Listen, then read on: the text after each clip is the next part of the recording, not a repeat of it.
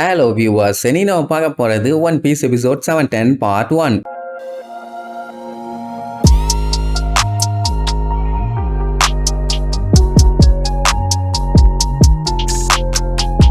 Open பண்ணா அந்த பெலமி கிறுக்கு பைய திடீர்னு கிறுக்கு முத்தி போய் நம்ம லூஃபியை அட்டாக் பண்ணியே தீர்வேன்னு கண்ணா பின்னான்னு அங்க அங்கன்னு குதிச்சுட்டு இருந்தான். லூஃபி பார்த்துட்டு வேணாண்டா, எதுக்கு இந்த தேவையில்லாத வேலை, பேசாமன்னு எவ்வளவோ சொல்லுவான். ஆனா அந்த லூசு பைய கேட்கற மாதிரியே இல்ல, ரத்தம் தெறிக்க தெறிக்க அங்க அங்கன்னு குதிச்சுக்கிட்டே இருப்பான். இவ்வளவு வேகத்துல அவன் மூவ் பண்ணிட்டு இருந்தானா கண்டிப்பா செத்துருவான். இத சொன்னா நான் உன்னோட எனிமி, என்னைய பத்தி எல்லாம் கவலைப்படாரா கொய்யால, நான் உன்னைய கொல்லாம விடமாட்டேன்னு சொல்லிட்டு இவ்வளவு நேரம் அங்க அங்கன்னு குதிச்சுட்டு இருந்தவன் நேரா நம்ம லூஃபி அட்டாக் பண்ண வருவான். அப்படியே கட் பண்ணா இந்த பிக்கா என்ன பண்ணுவான், ஜோரோவா அட்டாக் பண்றேன்னு ஷார்ப்பா ஏகப்பட்ட ஸ்டோன்ஸ் அனுப்புவான். எல்லாத்தையுமே ஜோரோ அசால்ட்டா வெட்டி வீசிட்டு எஸ்கேப் ஆயிடுவான். ஆனா அந்த வில்ல பயல்களோட அல்லக்கைங்க, கொலோசியத்துல சண்டை போட்ட ஃபைட்டர்ஸுங்க, அதுக்கப்புறம் டோஃபியோட ஃபேமிலி ஆளுங்கன்னு எல்லாருமே அங்கதானே சண்டை போட்டுட்டு இருக்காங்க. அவங்களுமே அந்த அட்டாக்ல எஸ்கேப் ஆறதுக்காக படாத பாடுபட்டு இருப்பாங்க. ஜோரோ எல்லாம் பார்த்துட்டு எதுக்கு இந்த மூதேவி இப்படி ரேண்டமா அடிச்சு தள்ளிட்டு இருக்கான், அவன் ஆளுகளும் இதுல பாதிக்கப்படுறாங்க அப்படின்னா என்ன அர்த்தம், அவன் யாரையுமே பாக்குறது இல்ல, நண்பனோ எதிரியோ எவனா இருந்தாலும் அடிச்சு தூக்கி போட்டுட்டு போய்கிட்டே இருப்பான். என்னடா என்ன லுக்கு, வாடா உன் பல்ல பேத்துறேன்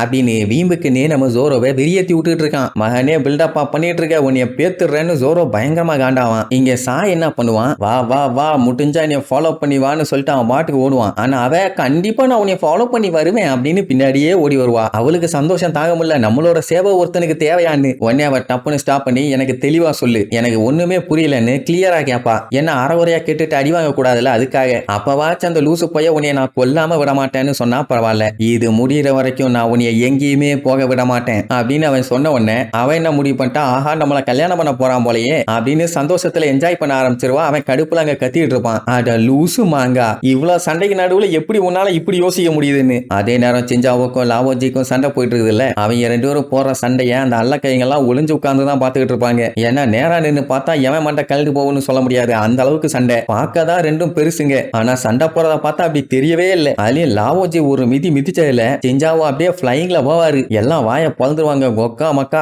என்ன மிதின்னு. ஆனா அப்படி அடிச்சு மிதிச்சுட்டு லேண்ட் ஆன லாவோஜிக்கு குறுக்கு பிடிச்சிக்கிச்சு. ஐயோ வயசான காலத்துல முடியலையேன்னு நடுங்கிட்டே நின்றுட்டு இருந்தவரு டப்புன்னு குனிஞ்சு அதையே ஒரு பொசிஷனா எடுத்துக்குவாரா. உடனே எல்லாம் பார்த்துட்டு லாவோஜியா கொக்கா இது பேக் பெயின் ஸ்டான்ஸ் ஆச்சே, இந்த மோட்லயா அட்டாக் பண்ண போறாருன்னு வாய பழந்துட்டு இருக்கும் போது அதே பொசிஷன்ல லாவோஜி அடிச்சு புடிச்சு ஜிஞ்சாவோவை அட்டாக் பண்ண வெறிகுண்டு வருவான். அங்க ஜிஞ்சாவோ என்ன பண்ணிட்டு இருக்கான் இவன்னு எந்திரிச்சு பார்க்கும் போதே ஒவ்வொரு போஸா கொடுத்து கண்ணா பின்னாடி அடி விழும். அதுவும் ஃபர்ஸ்ட் வந்த உடனே ஐஜாப் ஸ்டெயின்னு சொல்லிட்டு ஒரு அடி, அது கண்ணுல, அடுத்து ஷோல்டர் அட்டாக். இதெல்லாத்தையும் ஒண்ணு விடாம நல்லா வாங்கிட்டு தான் இருப்பாரே தவிர எஸ்கேப் ஆகலாம் முடியல. ஏன்னா வித்தின் ஃபிராக்ஷன் ஆஃப் செகண்ட்ல அடுத்தடுத்து அட்டாக் போய்கிட்டே இருக்குது. அதுக்கு அடுத்தது புவர் சர்க்குலேஷன் இம்பாக்ட் வயித்துல, அதுக்கப்புறம் இடுப்புல, அதுவும் மிதிச்ச மிதியில குறுக்கெலும்பெல்லாம் திரும்பிக்கிச்சு. அதுக்கு அடுத்தது பாடி பார்ட்ஸ்ல இருக்க ஜாயின்ட்ஸ். இதுதான் கடைசி அட்டாக். கையை காலுன்னு எல்லா ஜாயின்ட்ஸ்லயுமே குமுறு குமுறுன்னு குமுறி எடுத்து அப்படியே ஸ்டைலா லாவோஜி ஒரு போஸ்ல வந்து நிற்கும் போது அங்க சிஞ்சாவோவால சுத்தமா முடியாம பாடி பார்ட்ஸ் எல்லாம் பஞ்சர் ஆகி பேன்னு விழுவாரு. அவ்வளவுதான், 500 மில்லியன் பெரி பவுண்டிக்கு மேல இருக்க சிஞ்சாவோவையே அசால்ட்டா ஜெயிச்சாச்சு. வயசானாதாண்டா பாடி பெயின்ஸ் எல்லாமே நல்லா தெரியும், மெயினா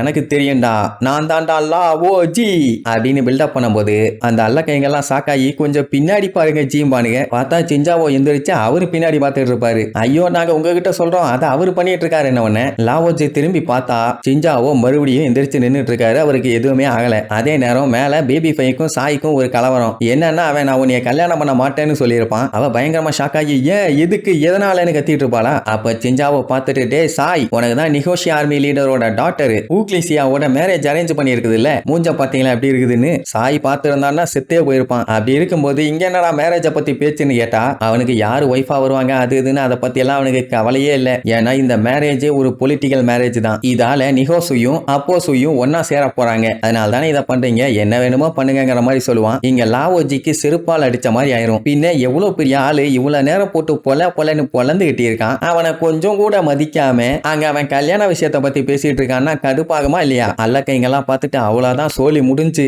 லாவோஜினிக்கு கடுப்பாயி சிஞ்சாவோ மண்டைய தனியா கழட்ட போறாருன்னு முடிவே பண்ணிட்டானுங்க. ஆனா கடைசியில என்ன பேசிட்டு இருக்கான் ஒண்ணுமே கேட்கலையா பாரு, அவ்வளவுதான் செருப்பால் அடிச்ச மாதிரி ஆயிரும். வயசாயிருச்சுல, காது கேட்கல. அது மட்டும் இல்லாம பாடி அதுக்கு மேல கீப் அப் பண்ண முடியாம அவரோட ஆவி அப்படியே வெளியில கழண்டு போகும். ஐயோ செத்துட்டாரான்னு சொல்லி எல்லாருமே பார்த்து பயங்கரமா ஷாக் ஷாக் ஆகி கத்திட்டு இருப்பாங்க. உடனே இதை பார்த்த பேபி ஃபை லாவோச்சி செத்துறாதீங்க, ரிட்டர்ன் வாங்க வாங்கன்னு கத்துவாளா. உடனே போன ஆவி ரிட்டர்ன் மறுபடியும் பாடிக்குள்ள வந்துரும். ஆனாலுமே காது ஒழுங்கா கேட்கல. பட் வாய் நல்லா பேசும்ல. நீ கேடுகட்ட பயில ஜிஞ்சாவோ, நீ பயங்கர கேவலமான ஃபேமஸான ஆளாச்சே, என்ன என்கிட்டயே தோத்துட்டியான்னு நக்கல் பண்ணுவானா. உடனே அவருக்கு தலைக்கு மேல வெறியேறும். அவ்வளவுதான் சண்டை முத்த போதுன்னு பார்த்தா அந்த ஆளு சாய் கிட்ட கத்திட்டு இருப்பான். அப்படின்னு சிஞ்சாவோக்குமே லாவோச்சி பேசுறது கேட்கல. அட செவிட்டு பயிலா, உங்களை எல்லாம் வச்சுக்கிட்டு சண்டையை பார்க்க வந்தோம்ல, எங்களை செருப்பு கழட்டி அடிக்கணும் பானுங்களா. அந்த டைம் சாயோட காலர் எல்லாம் பேபி ஃபை சரி பண்ணி விட்டுட்டு இருப்பா. என்ன நீ இதெல்லாம் பண்ணிட்டு இருக்க, நீ என்ன என்னோட ஒய்ஃபானு சொல்லி பிடிச்சி தள்ளி விட்டுருவான். அது மட்டும் இல்லாம நீ டோஃப்ளமிங்கோட ஃபேமிலியை சேர்ந்தவ, எங்களுக்கு எனிமி அப்படி இப்படின்னு சொன்னா, உனக்கு தான் நான் தேவை இருக்கல்ல,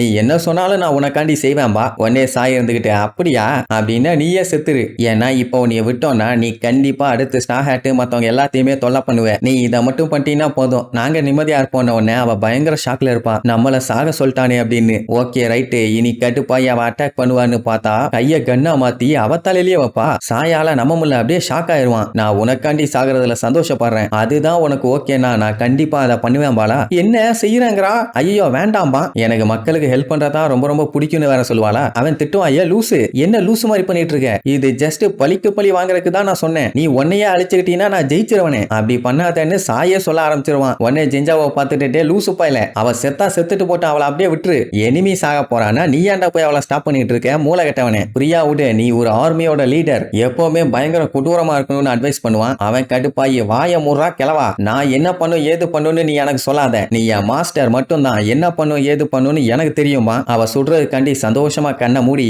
நான் செத்தா மத்தவங்களுக்கு ஹெல்ப்பா இருக்கும்னா நான் கண்டிப்பா சாக தயார் அப்படின்ட்டு சுடுறதுக்கு போவா. சாய் வேண்டான்னு தடுக்கிறதுக்கு ஓடி வருவான். அந்த டைம் பேபி ஃபைக்கு ஒரு கொடூரமான பிளாஷ்பேக். என்னன்னா ஊர்ல இருக்கவங்க எல்லாருமே பேபி ஃபையோட அம்மாவை பிடிச்சி வண்ட வண்டையா திட்டுவாங்க. எதுக்கு இந்த மாதிரி ஒரு குழந்தைய வளர்க்குற, ஆளுங்க நிறைய இருக்கிறதுனால அதிகமா சாப்பிட வேண்டி இருக்குது, பேசாம ஒண்ணு பண்ணு, இவளை இங்க வைக்காத, அந்த மலையில கொண்டு போய் விட்டுட்டு வந்துரு, எக்கேடோ கிட்டு போகட்டும்னு ஊர் மக்கள்லாம் சொன்ன உடனே, ஊர் மக்கள்லாம் வெறும் 5 பேரோ 6 பேரா தான் இருக்காங்க. உடனே அவளை என்ன பண்ணிடுவா, நேரா காட்டுக்குள்ள கொண்டு வந்து விட்டுட்டு இங்கே கெட அப்படின்னு தலையில ஒரு அடியை போட்டுட்டு அவ வாட்டுக்கு போவா. அம்மா போகாதீங்க போகாதீங்கன்னு காலை புடிச்சிட்டு கெஞ்சுவா கதறுவா. ஆனா அவ கண்டுக்காம போவா. என்னைய ஃபாலோ பண்ணி வராத அப்படின்னு சொன்னா, இல்லம்மா நான் உங்க கூட தான் வருவேன், என்னை விட்டுட்டு போகாதீங்கன்னு கதறி கதறி அழுவா. ஆனா அவன் அப்படியே கொடூரமா ஒரு லுக் விட்டுட்டு, நீ யூஸ்லெஸ், எதுக்குமே ஆக மாட்டே, உன்ன மாதிரி ஆளுகள்லாம் யாருக்குமே தேவைப்படலன்னா நீ எதுக்குமே உதவ மாட்டேன்னு சொல்லிட்டு அவ பாட்டுக்கு போவா. என்னம்மா இப்படி சொல்லிட்டீங்க, அப்ப நான் உங்களுக்கு வேண்டாமான்னு சொல்லி கதறி கதறி அழுன்னு அழுது தள்ளுவா. சோ அன்னையில இருந்து தான் யாராச்சும் அவகிட்ட சந்தோஷமா வந்து பேசிட்டாங்கனாலே போதும், என்னோட தேவை அவங்களுக்கு இருக்குதுன்னு சொல்லி அவங்களுக்காண்டி உசுர கொடுத்து வேலை பார்ப்பா. கையில எவ்வளவு காசு வச்சிருந்தாலும் அப்படியே கொடுத்துருவா. அதுலதான் சில பல கிறுக்கு முட்டா பயலுக கல்யாணம் பண்ணிக்கிறேன்னு வந்து சொன்ன உடனே அவளும் கல்யாணம் பண்ணிக்க போயிருப்பா. உடனே டோஃப்ளமிங்க வந்து அவனை போட்டு தள்ளியிருப்பான். ஏன்னா அவங்க எல்லாருமே அவளை ஏமாத்துறாங்கன்னு அவனுக்கு நல்லா தெரியும். அவ ஏமாந்துட கூடாதுங்கிறக்காக தான் அப்படி பண்ணான். இப்போ சாய் செத்து போயிருந்த உடனே அவளையே கொண்டுகிறக்காக சுட்டுக்க போவா. சாயை அடிச்சு புடிச்சு தடுக்க வருவானா. தடுக்காரான்னு சொல்லி சிஞ்சாவை ஒரு சைடு கத்திட்டு கிடப்பான். ஏன்னா அப்படி அவன் பண்ணான்னா அப்போ ஆர்மிக்கே அது அசிங்கமாமா. நீ மட்டும் அவளை சாகாம தடுத்தீனா கன்ஃபார்மா உன்னை அப்போ ஆர்மியை விட்டு விளக்கிடுவேன்பா. ஆனாலுமே சாய் அதை பத்தி கவலையே படல. நான் அவளை காப்பாத்தியே தீருவேன்னு போடா விளக்கன்னு வெறிகுண்டு ஓடி வருவான். உடனே இந்த சிஞ்சாவோ உடனே அவன் பவரை யூஸ் பண்ணி, அப்படின்னா நீங்க 2 பேருமே உயிரோட இருக்க கூடாதுன்னு ஓங்கி ட்ரில் டிராகன் பாஞ்சு அட்டாக் பண்ண வருவான். சாய் அவன் தாத்தாவையே எதிர்த்து ஓங்கி அவன் மண்டையிலே ஒரு அடி. அந்த இடத்துல ஒரு பெரிய பிரளயமே உருவாகும். அவ்வளவு பெரிய சண்டை. எல்லாரும் பார்த்துட்டு வாய பழந்துருவாங்க. ஏன்னா அவங்க தாத்தாக்கு ஒண்ணுன்னா உசிரியா கொடுப்பான். இப்ப அவரையே எதிர்த்து பேபி ஃபைக்காண்டி சண்டை போடுறானே. அப்படி 2 பேத்துக்கும் வேற லெவல்ல யுத்தம் நடக்கும். அவ்வளவுதான். நெக்ஸ்ட் எபிசோட்ல மீட் பண்ணலாம். டாடா.